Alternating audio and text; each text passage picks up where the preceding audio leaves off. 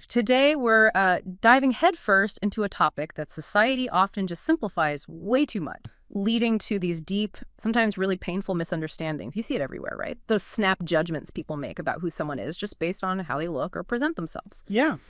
And our focus today is on a group that's often really caught in the crosshairs of that: heterosexual men who cross-dress. Yeah. And our mission here for this deep dive is really to unpack the sources you sent over, Yeah. to, try and cut through those common myths and misconceptions, Right. to understand the, frankly, unique challenges this specific group faces, and ultimately to explore how maybe a bit more awareness could foster, well, empathy and acceptance, which is sorely needed. It really is, Yeah. because, let's be honest, there's this huge cultural tendency to just mash together gender expression and sexual orientation. Conflated. It's like society wants to glue them together.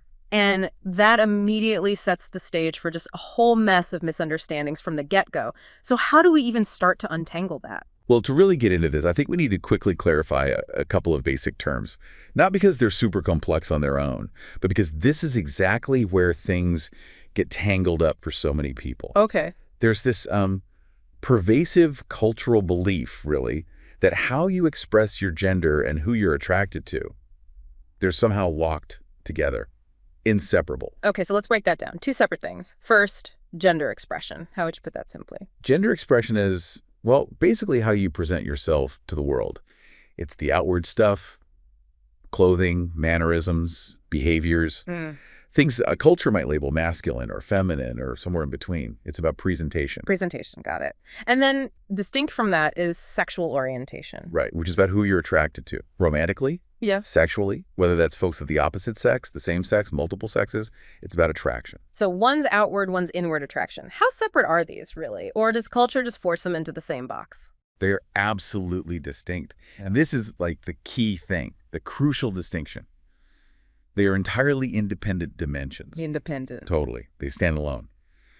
But our mainstream culture, it just collapses them into these really simplistic binaries. Sure. Like a man wears women's clothing and boom, the assumption is he must be gay or maybe fetishistic. Right. Those are the go-to assumptions. Exactly. And this conflation, this mixing them up, it creates so much confusion and, honestly, a lot of stigma, particularly for heterosexual men who cross-dress.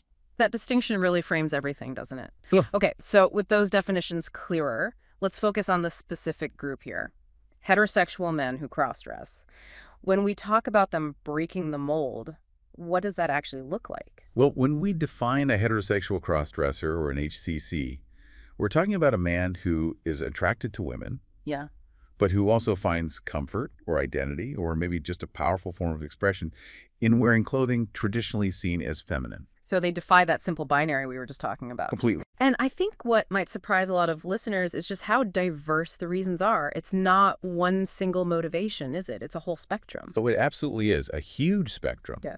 For some, it's genuinely about self-expression, finding joy, finding authenticity in those garments. Okay. For others, it might be more about comfort or even aesthetics. They just, prefer the feel or the style. Makes sense. And for many, it's actually a form of stress relief Mm. or fighting personal freedom, a way to kind of escape really rigid gender norms that can feel, well, suffocating. Like stepping outside the box. Exactly.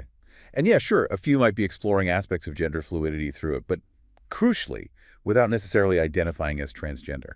That feels like a really important clarification, because it separates them quite clearly from, say, trans women. It does. These men, these HCCs, they aren't necessarily looking to transition their gender identity. Cross-dressing is, for them, maybe a facet of their personality and expression, not a desire to change their core gender. Precisely. But society often just lumps them into categories that just don't fit their reality at all. It reinforces all sorts of stereotypes because, like you said, we almost don't have a ready-made box for them. Yeah, that doesn't compute kind of reaction. Okay, let's tackle one of the biggest and, I think, most damaging assumptions. This idea that cross-dressing is always about a sexual fetish. Why is that myth so sticky, so hard to shake? Ugh, such a huge misconception. And it's damaging because it completely erases that whole spectrum of reasons we just talked about. Right. Now, look, sexual motivations can play a role for some individuals. We can't ignore that. But for the vast majority, they do not experience sexual arousal from cross-dressing. For many, maybe most, it's profoundly not about sex. That's so crucial. For many, it sounds like it's more of an emotional need, maybe a psychological one, almost like self-care or just expressing a core part of their identity. Exactly. It's about how they feel inside, how they want to express themselves, not necessarily about arousal or partnership. But the fetish assumption has consequences. Oh, absolutely. What's really disheartening is how this fetishization reduces people to just objects of sexual curiosity, or worse, deviants. It also feeds into this hypersexualization, which can lead to really negative outcomes like unwanted attention, harassment, even discrimination. That's a harmful stereotype that just ignores their humanity. So, okay, if it's generally not about sexual orientation, and for most it's not primarily a fetish, why does society insist on drawing that line? Why the equation? Man in feminine clothes equals gay or bisexual. What's driving that? It's really deeply rooted in what scholars call heteronormative frameworks. Okay, what does that mean in simple terms? Think of it like society's default settings, or maybe its hidden operating system. It's constantly assuming and reinforcing that heterosexuality and very traditional gender roles, men acting masculine, women acting feminine, are the norm. The default. And anything outside that default gets flagged as different or wrong. Exactly. Deviation is immediately suspect. Mhm. And it leads to these incredibly simplistic, almost illogical binaries when you really look at them. Like the idea that, oh, if a man wears women's clothes, he can't be a real man, so therefore he must be attracted to men. Right. Or the flip side, men who like women dress like men. So if this guy doesn't, he must be hiding something about his sexuality. It's incredibly rigid thinking. Super rigid. And you mentioned this creates a unique challenge, what you called a double stigma. Can you unpack that a bit? Yeah, it's particularly tough. They can face stigma sometimes from segments within the LGBTQ plus community who might see them as outsiders because they don't identify as trans or queer. Right. They're straight men, so where do they fit? Okay, so potential misunderstanding there. And then they face immense stigma from mainstream heterosexual society, which often views cross-dressing itself as just taboo, deviant, strange. Wow. So they're kind of caught between worlds, facing potential judgment from multiple directions? Genuinely caught in the middle.